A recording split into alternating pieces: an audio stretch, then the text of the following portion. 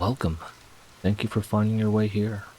This is a place for anyone who needs a moment of solace. A place to just listen, relax, and let your world slow down for a bit. Settle in with me as we continue our journey through Pale Light's Book 1, Lost Things, by ErraticErrata. Chapter 4. They were waiting for her at Fishmonger's Quay. Every street had a pair of red cloaks watching passers-by, forcing any hooded or veiled to show their faces before they were let through. Angharad, keeping to the alleys, saw how they compared the faces to small pieces of parchment.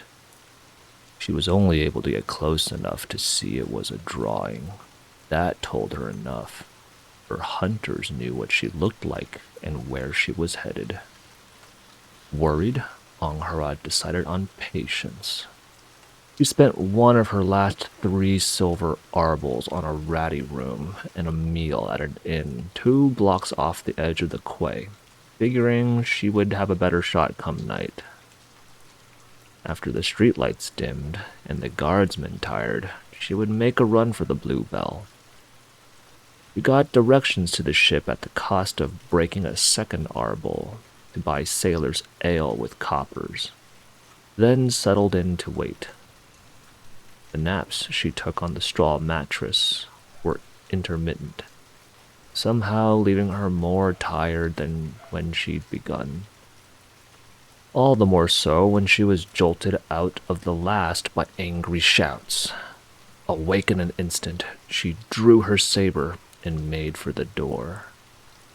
Cracking it open, just enough to peer through, he saw a gaggle of red cloaks whose officer was loudly arguing with the innkeeper and his pair of toughs. "Paid up for the month. You don't get to come in here and hassle my patrons," innkeeper was snarling. Angharad did not hold out hope. One side had swords and muskets, the other clubs. The argument would last only so long as the Guardia officer let it. She stole a glimpse ahead, saw they would be taken utterly by surprise, and steadied her breath before bursting out. "Defense is delay." The red cloaks had swords out, but not before she got a head start. Only 2 at the back going for their muskets instead. Angharad kicked a table in the closest man's leg, tripping him as he shouted curse, then ducked low as a shot whizzed past her head. A stolen glimpse told her there was no ambush ahead, so she ran out into the night, boots thumping against the paved stones. The red cloaks followed. In a city so large as Sacramonte, it should have been the easiest thing in the world to lose them. But for all that she could steal away for slices of an hour, the enemy always caught up to her. They never seemed to know exactly where she was, but neither were they far off. Contractor. Angharad shivered in realization. They had hired someone whose spirit-given gift could find her. Knowing of it was little help, the hours stretching into a torment of constant running and hiding. She was exhausted, as much from the flight as the constant drawing on her own contract to avoid ambushes. The fisher was not as some other spirits, whose prices were constant. She had sworn a single oath in return for his gift. Yet that did not mean taking glimpses was not tiring, slowly turning her thoughts feverish. It felt as if her brain was swimming in warm water, pressure slowly building behind her eyes. How long could she last? She did not know. But salvation came without warning at morning's cast. Just as the street lights returned to their full glare, the red cloaks fell behind. No longer was their hunt aimed. instead stumbling about as if she were no longer tracked. Relief brought tears to her eyes, and she crawled into a dark alley smelling of trash and human filth to collapse behind a pile of broken planks. What felt like a heartbeat after, she woke to the sound of movement, drawing her saber, but before her was no man. It was a red-eyed rat, large as a cat, and watching her unblinkingly. Behind it, scrawled on the wall, she saw a bloody mark she had missed in her earlier exhaustion. 7 rats whose tails were tied in a knot, itself swallowing up a skull. It was raw work, little more than outlines, but somehow she knew exactly what she was looking at the moment she saw it. Swallowing loudly, Angharad dropped her blade. It clattered loudly against the ground. "Manyfold apologies, honored elder," the noble hurriedly said. "I did not mean to disturb your shrine." The red-eyed rat watched her still, unmoving. An apology would not be enough. Grimacing, Angharad slowly reached for her abandoned saber and pressed her palm against the edge. It cut shallowly, but drew blood.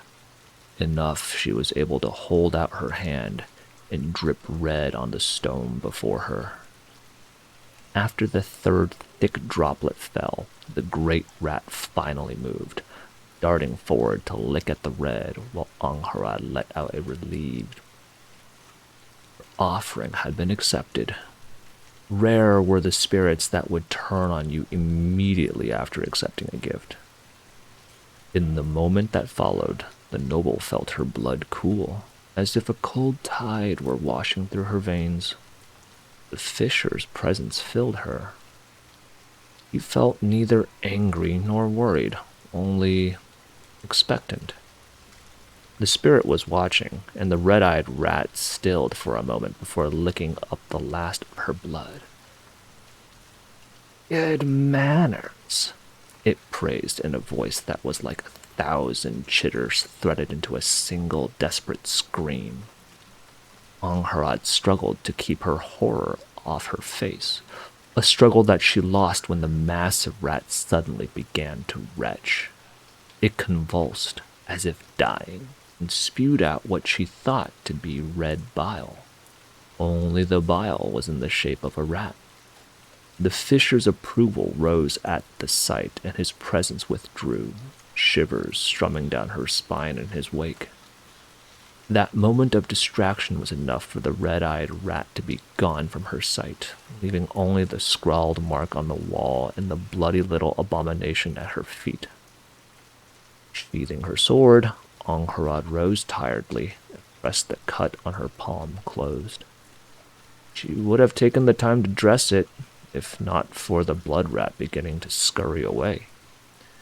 Gritting her teeth, the dark-skinned noble cast aside her hesitation and followed the boon the spirit had granted her.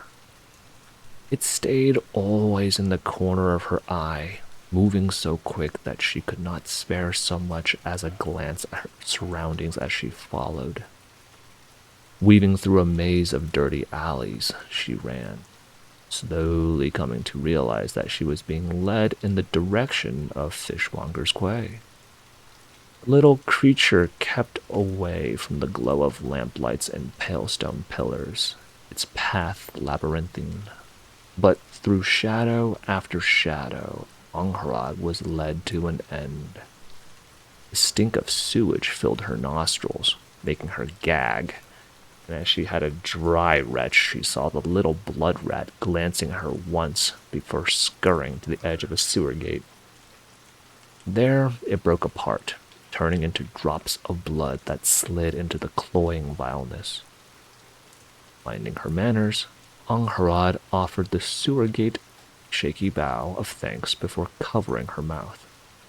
She carefully stepped to the edge of the alley, eyes squinting at the lamplight's glow she had somehow grown unused to. Dealing with spirits was never simple as you might wish. The first few glances, she was lost. till she peered further out and saw a pair of bored red cloaks inspecting everyone passing through the street. Only Angharad saw he was already past them. Heart beating in relief and excitement, the noble turned to the sewer gate and bowed again. I will remember this favor, honored elder, she promised.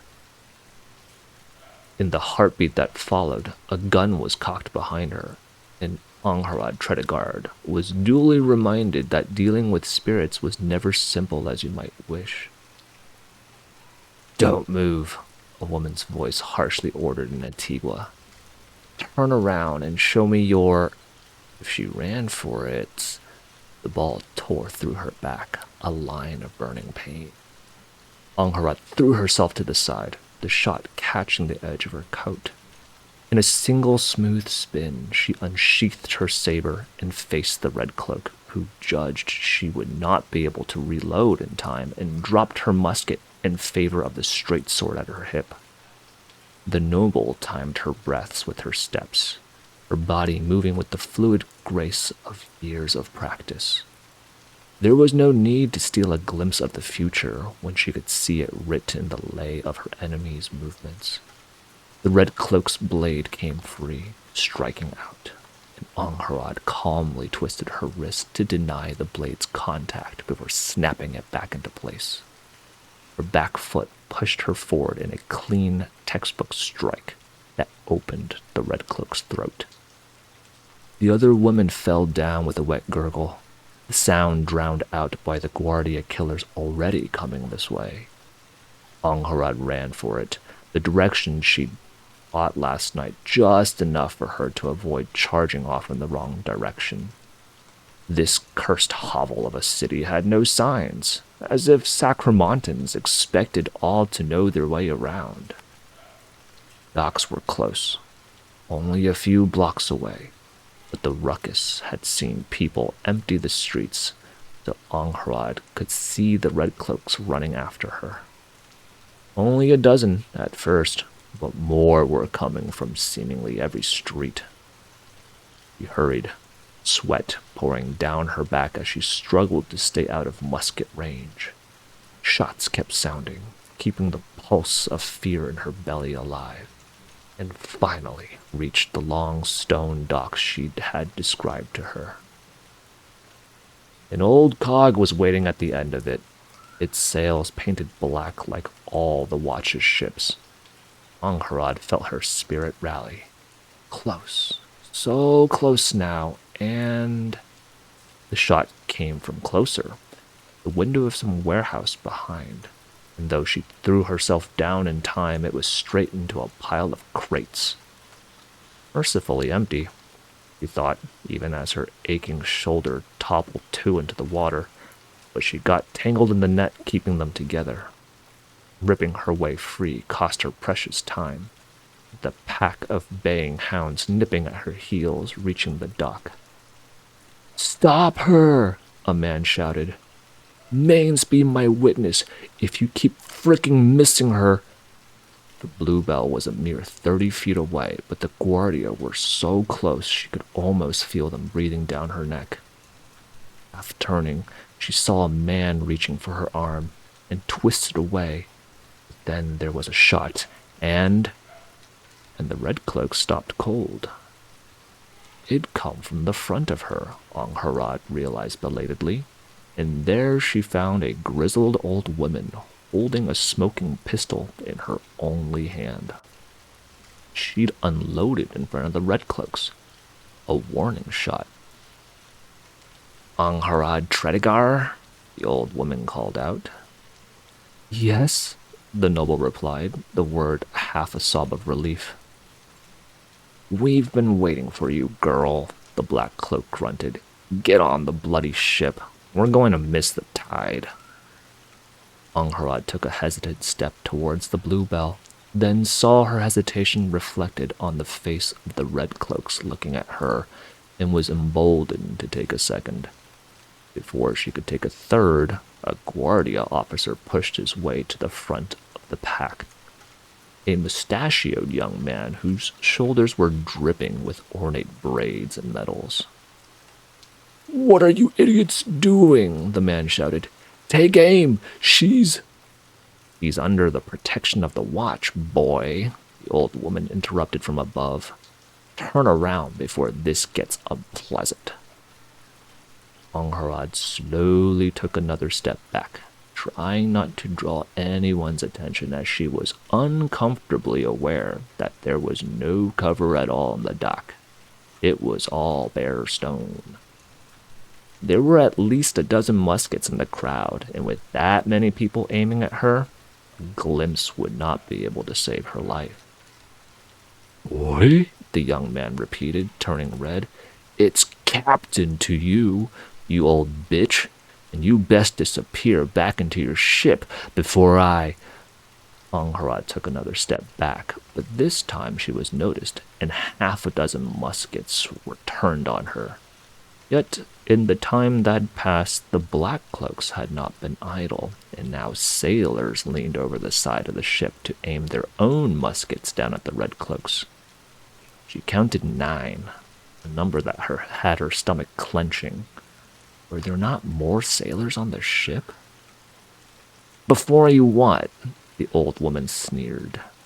"You so much as take a shot at us, boy captain, and it's a war you'll have on your hands." "A war I'll win," the mustachio man retorted. "I have the numbers to storm your ship if you do not desist." He seemed confident, and as Angharad glanced at the still swelling numbers of red cloaks, more were still coming from the back street, she had to admit he was right. Not all of them had firearms, but all were armed, and there had to be 40 by now. The black cloak laughed scornfully at the threat. "And what do you think will happen after?" she asked. "Once word gets to the rookery that Sacramante has broken the Iscariot Accords, that you attacked a watch ship in the discharge of its duties?" A ripple of unease went through the guardsmen. "Our orders are absolute," the officer flatly replied. "They'll recall every company from Broken Gates to the Weeping Light, boy," the one-armed black cloak said, "to burn this frickin' city to the ground, to make an example of Sacramante." She scoffed. "Only whoever owns you won't want that war on their head," the black cloak said. "So instead, what'll happen is that they'll send all your heads to the rookery in a basket as an apology before denting their treasury for reparations." Unease turned to dismay, a few guardsmen even taking a step back. The officer's face was bright red with anger, but he had no answer. "I wonder how the infant zones will like paying up for your mistake," the old man added with a nasty little smile. "Surely they're forgiving souls. They wouldn't take it out on your families after you die." That was the shot that sounded the rout. Another officer, older, but with only half as many gaudy medals, took the captain aside and spoke in a hushed voice. It was a done deal anyhow, the rank and file already putting away their weapons. Whatever loyalty they had, it did not stand stronger than the prospect of having their heads cut off. For all that she was grateful, Angharad could not help but feel a thread of contempt. True soldiers would not have balked in the face of threats. It was the weakness of Sacramante that it did not have proper ruling nobles, a weakness that trickled all the way down. "I'll remember this," the captain snarled, tearing away from the other red cloak. "And we'll remember you, boy captain," the black cloak called back. "You ought to be a lot more worried about that." The Guardia cleared out in haste, as if ashamed of being seen driven away, and Angharad at last let out her breath. She'd made it. The old woman called out for her to hurry, and she raced up the ramp. Seeing that hidden behind the side of the ship, there had been another dozen sailors. They were putting away muskets and orbs of metal bearing fuses that Angharad recognized as the Tianlei, those dreaded Tianshi grenades. No wonder the one-armed woman had not feared the red cloaks. Packed tight as they had been on the docks, without cover, would have been a slaughter. The noble offered said black cloak a short bow of gratitude. My thanks for your protection, my lady, Angharad said. I will not forget it. The name's Salipa, and I'm no lady of any kind, the old woman snorted. You owe me nothing, girl. You've got blood in the black, and you're kin of Asians besides. He blinked. You know my uncle? We were both part of the hunt for the Hull Eater, Salipa told her, then tapped the stump of her missing arm. After a thrall took a bite, he helped set me up on the Bluebell. Angharad choked.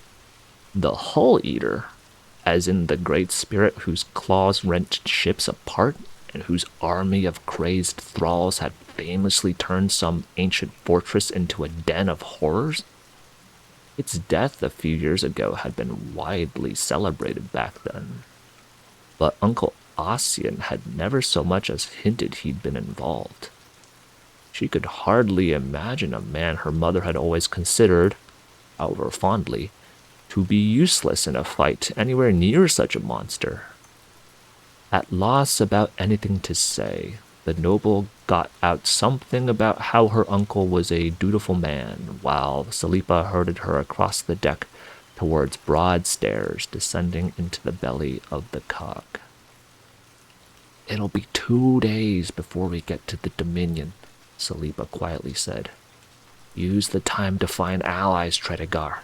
Loners always die early in the second trial. It would have been ungrateful of her to demand that a woman who'd saved her life address her properly as Lady Angharad, so the noble bit down on the sentence before it could leave her lips. Instead, she nodded her gratitude at the advice before traversing the lower deck, the kitchen, dormitories for the crew, and the arsenal, to make her way to the hold at the bottom.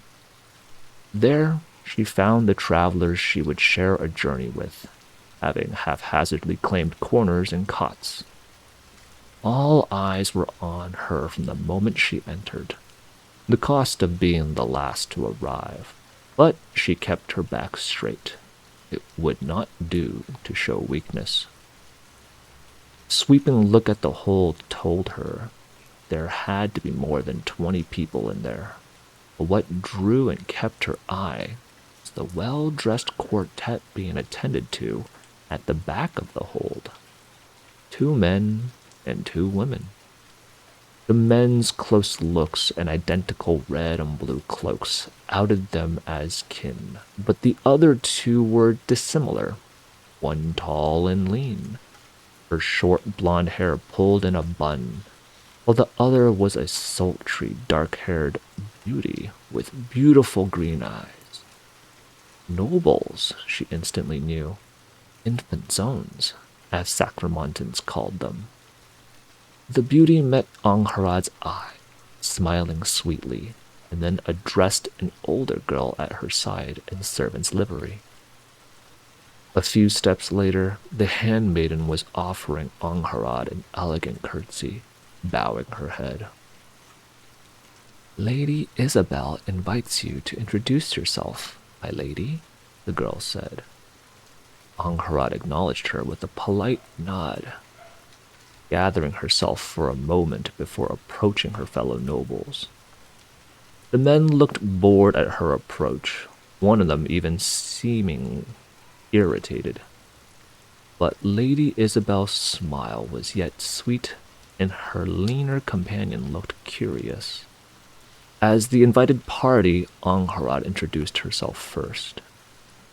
Lady Angharad Tredegar of Lanu Hall, she said, lightly bowing. at your service."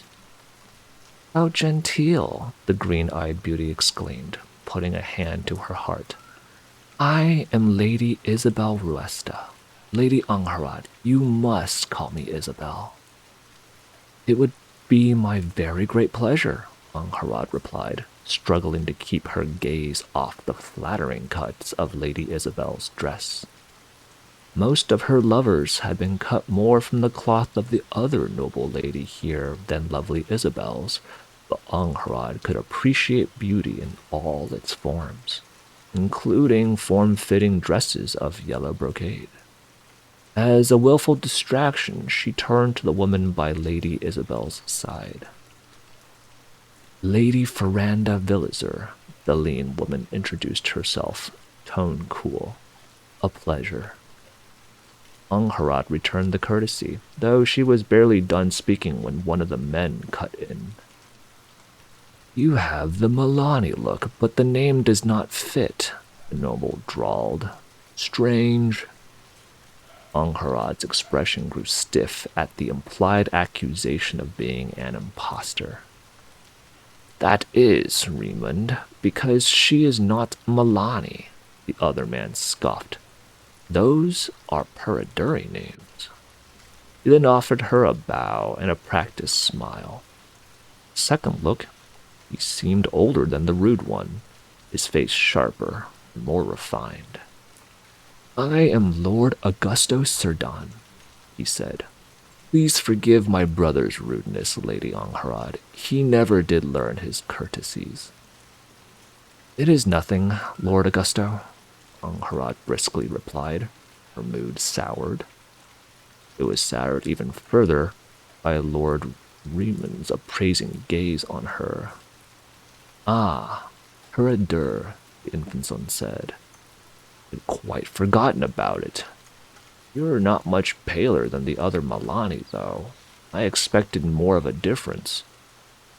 Angharad's jaw clenched. Peridure was not like the other isle of the kingdom of Milan. It was nearly impossible to conquer without a great fleet, so Angharad's ancestors, unlike the Milani, had not swept across the island in a storm of iron and flame. They had instead settled the land and allied with the ancient dwellers of Peridure, winned the blood, and slowly grown into a single people. The ancient Periduri had been men of pale skin, so to this day some ignorant souls expected Angharad's people to be much paler than the Milani. Polite ones, anyway. The less polite liked to imply that the ancient Periduri had been hollows, darklings. Utter madness. The isles were drenched in the light of the glare. No hollow could have lived there without burning.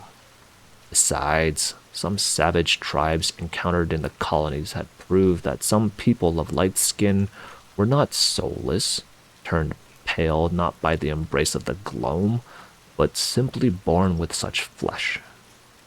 Yet it suited some to imply the people of Peridure were descended from slaves and savages, the same hordes that allied with devils to bring about the old night. "Alas," Angharad frigidly replied, "it seems I must disappoint." "Raymond," Lady Isabel chided, gently slapping his arm. "Be nice." "Oh, I suppose," Lord Raymond groused. "The pleasure is all mine, Lady Angharad."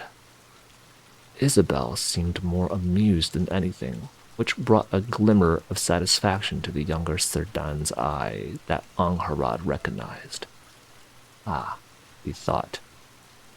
Perhaps her appreciative gaze had not been as subtle as she thought.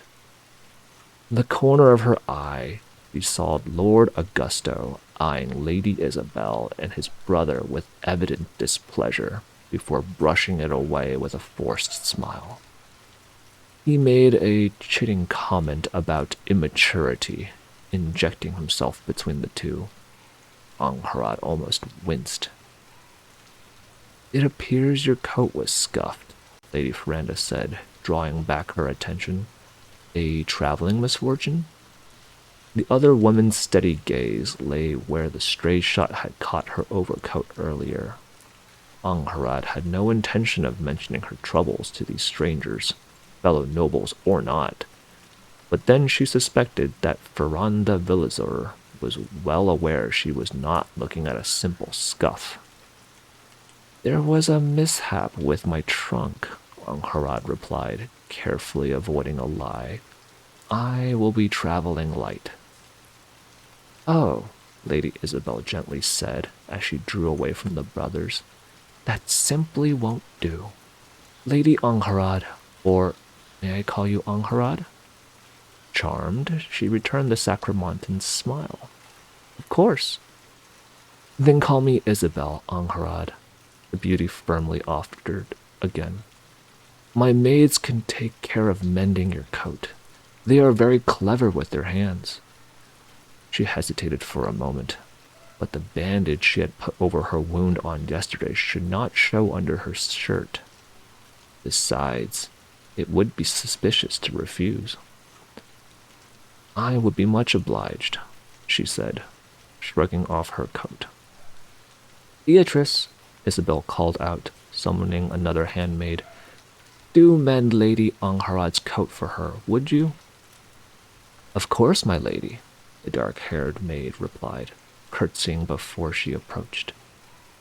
She took the coat when Angharad offered it. Isabel slid a look at Lady Ferranda. You really should have brought a maid, Farah, she said. Your man does not look like he knows how to use a needle. Senolite serves a different purpose, Lady Ferranda replied. I can take care of my own affairs, Isabel. There is no need for that hired sword, I assure you, Lord Riemann smiled. I will be seeing you to our safety, as will our good Cosme, one of the finest soldiers in Cerdan's service, second only to my own finer blade. If only your rapier were half as swift as your boasts, Lord Augusto mildly said. Though he speaks true, Lady Ferranda, that it is our duty as sons of Cerdan to see to your safety through this trial. We must never abandon a woman in need. How kind, Lady Ferranda replied, her tone savagely even. She did not seem impressed, Angharad thought. But then it was not on her that Augusto's eyes had lingered. Lady Isabel smiled back at the older Cerdan, but in the following moment let out a little noise of surprise before flowing forward. Warm fingers grasped Angharad's left arm, pushing up the sleeve of her shirt, barring the 10 silver lines tattooed there over dark skin. A tattoo, Isabel said, her touch soft. What might it mean, Angharad? The looks the Cerdan brothers sent her were distinctly unfriendly. Lady Ferranda cut in before she could gather her wits enough to answer. Swords mistress, the tall woman said, breathing out in surprise. Those are the marks of a Milani swords mistress. They would have been, were they black, and on Angharad's right arm instead. But after that early buffoonery from Riemann, she was disinclined to explain the nuance. It is simply tradition, Angharad simply said. Suddenly, the Cerdans looked rather more wary of her. Wary enough to try to send her away, she figured, but whatever intention there might have been, it immediately came to naught. Lady Ferranda's eyes lit up at her admission, leading into the first smile Angharad had seen out of the other woman. You must stay with us, then, Lady Ferranda Villazor firmly said. I happen to have a great many questions about such practices. Much as Angharad was used to the company of other nobles, She was also used to her family's title being among the lesser in the room. Though Mother had been wealthy and of some renown as a captain, the new hall was no great estate. Compared to the great Izinduna families some of her tournament competitors had come from, the House of Tredegar had been ants. It had therefore been a skill worth cultivating to be able to tell who the powerful people in a room were. Playing court with the four infant zones let her fall back into the habit, and it was, if not comfortable, then at least a little nostalgic. The House of Serdan, she learned, was by far the greatest of the noble lines involved here, though it was not one of the founding families of Sacramonte, who traced their descent back to the heyday of the Second Empire and good as ran the city. It was not far below them. While Augusto and Raymond were not of the main line, they were great-nephews to the lord of the house and therefore not men to discount. They also despised each other. Watching them descend into thinly veiled snapping for the third time in an hour, Angharad cocked an eyebrow at Lady Ferranda. The tall noblewoman sighed, waiting until Isabel leaned forward to play peacemaker between the brothers before she answered. There is an inheritance involved, he murmured. Raymond is younger, but has obtained a contract. Bearing well would settle the victor. Lady Isabel Ruesto would be, Angharad deduced, a very good marriage indeed. Not only was she a great beauty, but she was the sole daughter of the Ruesta, a house of undistinguished descent, but which happened to be very wealthy. No wonder the brothers went at each other like rabid dogs whenever one drew her attention over the other. Poor Isabel, Angharad sympathized. Lady Ferranda shrugged. She was a woman of few words and tread care around the others. Unsurprising, given that the Villazur were the least of the three houses by a fair throw. She had been quite frank about her intent to use a strong performance in the trials to gild her family's name and bring it back into the eyes of her fellow infantons, perhaps even securing an advantageous husband. She had been preparing for this venture for years, going as far as to obtain the service of a man called Sanale, which she claimed to be a Milani huntsman. Where from? Angharad idly asked. Given the reputation of Milani marksmen, it was not an uncommon claim even among those who never so much as seen the isle. Does it matter what particular island tossed him out? Riemann chuckled, rolling his eyes. Utukile, Lady Ferranda replied, ignoring him. Angharad leaned back in the seat she had been offered, taking a look at the elaborate beadwork hanging off this Sanale's cloak where he sat among the servants. She could not see his face, but the colors of the beads were distinctive to the low isle. It seemed a credible claim. I was taught they are the finest shooters and trackers in Milan, Noble acknowledged, and therefore all of Vesper, though it would be impolite to say as much. Terrible seafarers, however. Mother had always mourned so few took to ships, given how good they were with muskets. Lady Ferranda straightened, visibly pleased, and Isabel pouted. You take it all too seriously, Farah, the dark-haired woman claimed, then daintily rose to her feet. And I must admit I grow wary of this dreary hold. Shall we go for a walk? Augusto, the older Serdan, wasted no time in mimicking her and offering his hand. Too right, he said. You and I can... No need, brother, Lord Riemann cut in. You stay and rest. I will escort our fair lady. Lady Ferranda looked as if she had a dawning headache, but she stayed out of it, and Angarhad decided it might be best for her as well. The Sherdans argued, growing more irritated and worse at hiding it. Isabel then cut through the backbiting by offering Angharad a sweet smile. Would you do me the honor, Angharad? She asked. I never did get you to tell me of Peredur. The glares that earned her felt like they would burn through her clothes, which irritated her enough she accepted out of spite. I am at your disposal, of course, she said, smoothly rising to her feet.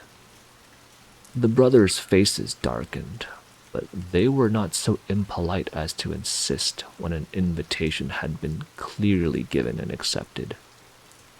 Angharad offered her arm for Isabel to take, and they headed for the stairs, though her eyes strayed to the side as they moved. She'd heard Lord Riemann mentioning another Maladi earlier, but now she was finally seeing them. Seated between crates, talking in low voices, a young pair of youths were tucked away. Behind them, a scarred older woman was napping. The man of the pair, narrow-faced but built like a fighter, kept glancing around, as if looking for something.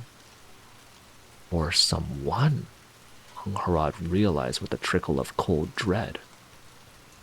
Her pursuers had known she was headed for the Bluebell, for these trials, and tried to stop her getting on the ship.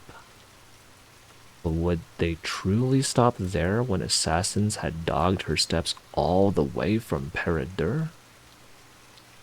It had not occurred to her until now that there might be a hired knife waiting for her on the ship.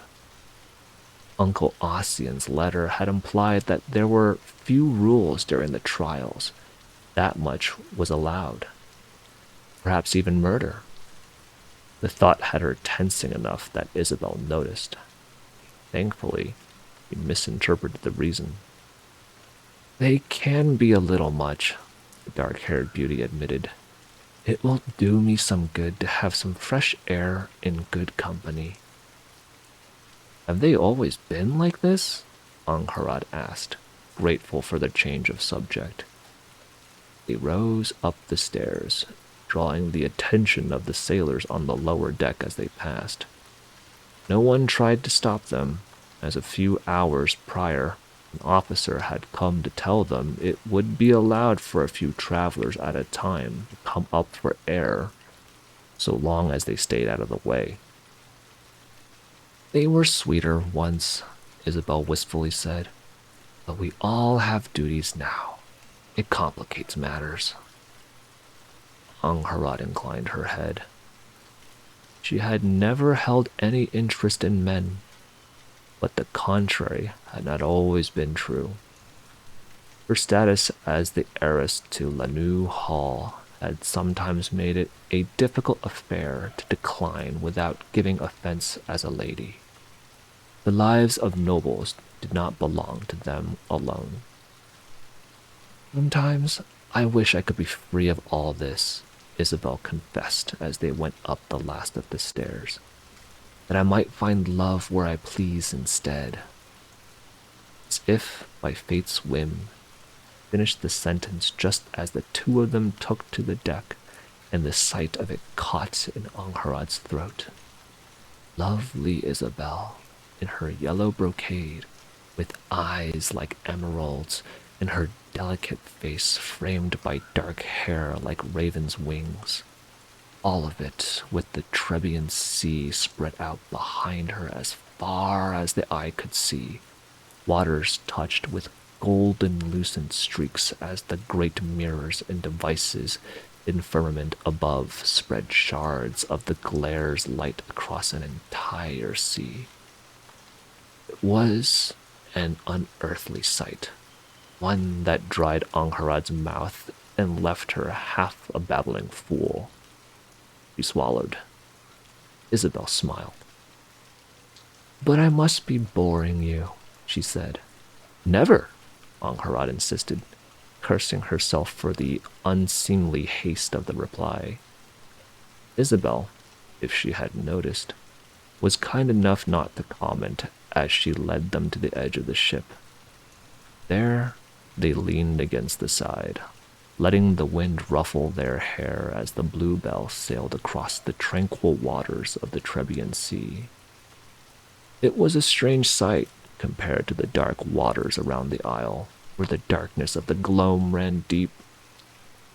Unlike her own people, the powers that bordered the Trebian Sea had never had to fear a ship disappearing into the dark and returning years later, if at all. The lights coming down from firmament were only thinly of the glare, but they were enough to prevent most storms from forming, and, more importantly, prevent sailors from catching gloam sickness. Rare were the seamen of the sea who were severed from the circle by lack of exposure to the glare, turning into pale hollows without an immortal soul to reincarnate. Look, it's so far already, Isabel enthused, pointing in the distance. Angharad followed the finger to the sight of two beams of glare falling from firmament into a cluster of distant lesser lights like swords cutting through the dark. Acramonte, unlike most great cities of Vesper, had not been raised under some blessed machinery of the antediluvians that doled out light in patterns. It stood under a simple pit of glare. The light that touched the city's noble districts came from a hole ripped into firmament, coming raw from the unblinking sun, had turned the old world to ash and dust. You should see the Isles one day, Angharad chuckled, shaking her head. They are all under one great pit whose light covers all but the furthest edges of Peredur and Utukile. It can be seen from weeks away if there is no gloam storm hiding it. I would much like to travel one day, Isabel smiled, but surely our corner of Vesper does have some charms. Angharad bit down on a very smitten answer by forcing herself to look away. A shape on the horizon delivered her beleaguered spirit a reply that would not make a fool of her. She nodded, pointing at a crooked and half-submerged tower jutting out of the sea in the distance. It glittered with great broken mirrors and aether machinery. Certainly, there is nowhere else where so many ancient wonders remain, Angharad said. Though many were now broken, as the tower must be, their purpose lost to centuries, or their intricate mechanisms beyond even the finest craftsmen of Tianxia. The antediluvians had built their miracles in the ancient times of the First Empire, untold centuries ago, and Vesper had gone through many a ruin since. I would have thought fresher delights able to be found, Isabel told her, tone gone a little tart. Angharad coughed, embarrassed, as she tried to read the other woman's face to no avail. The dark-haired beauty sighed, idly laying a hand on Angharad's arm. The noble cursed the knots in her tongue that were stubbornly refusing to undo. To think she'd been complimented on an artful seduction by her last lover. Tell me of Peredur, Isabel asked, perhaps taking pity. Angharad gratefully did, speaking of the stony and barren shores where forests of ships nestled in secret inlets, of the green rolling hills and deep forests that grew as one traveled east. Isabel seemed fascinated, always asking more, and though it all felt like it had only been a moment, the ache of her arms against the side of the ship told it had been much longer than that. It was time to take their leave, but Angharad begged off going back down with her companion. She spoke of wanting to have a last look around the deck, though the truth was that she wanted to put herself together. It was a sweet parting, and Angharad closed her eyes, letting out a long breath.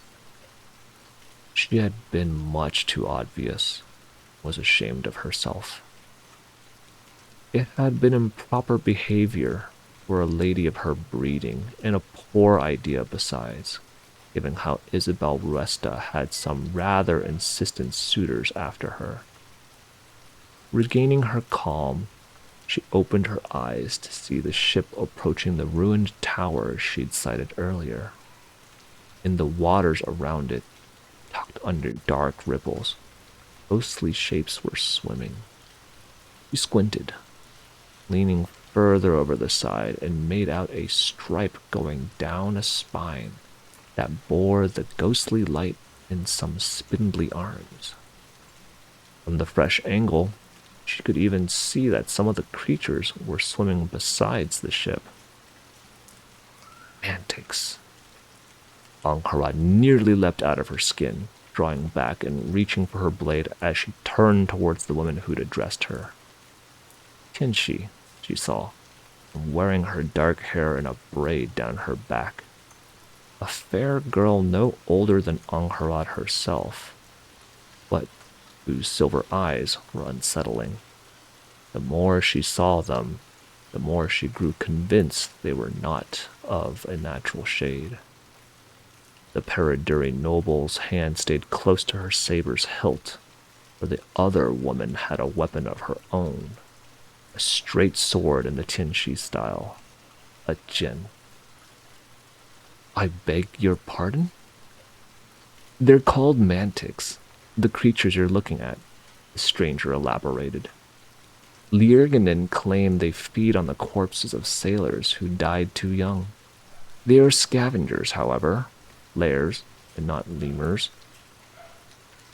Most nations did not speak of the world as Malani and Paraduri did, all spirits under the sleeping god, but instead used the old Lierganen terms.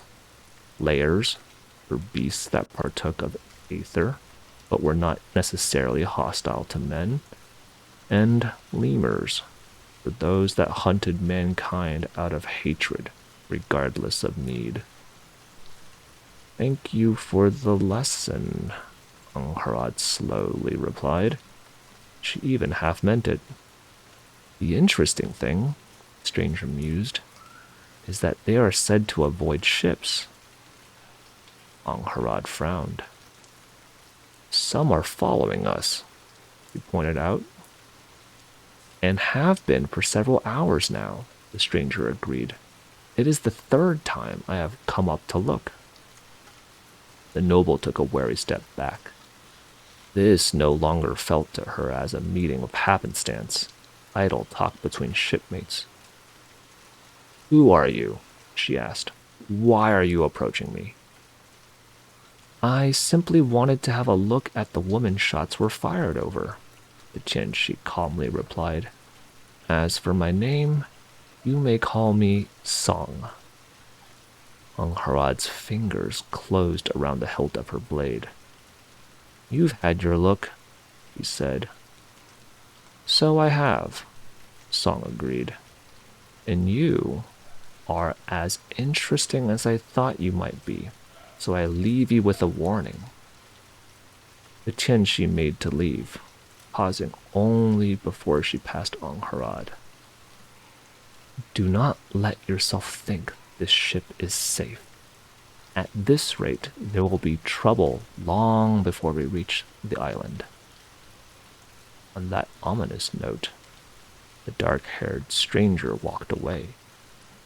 The noble watched her go, the grip on her saber loosening only when this Song disappeared below deck.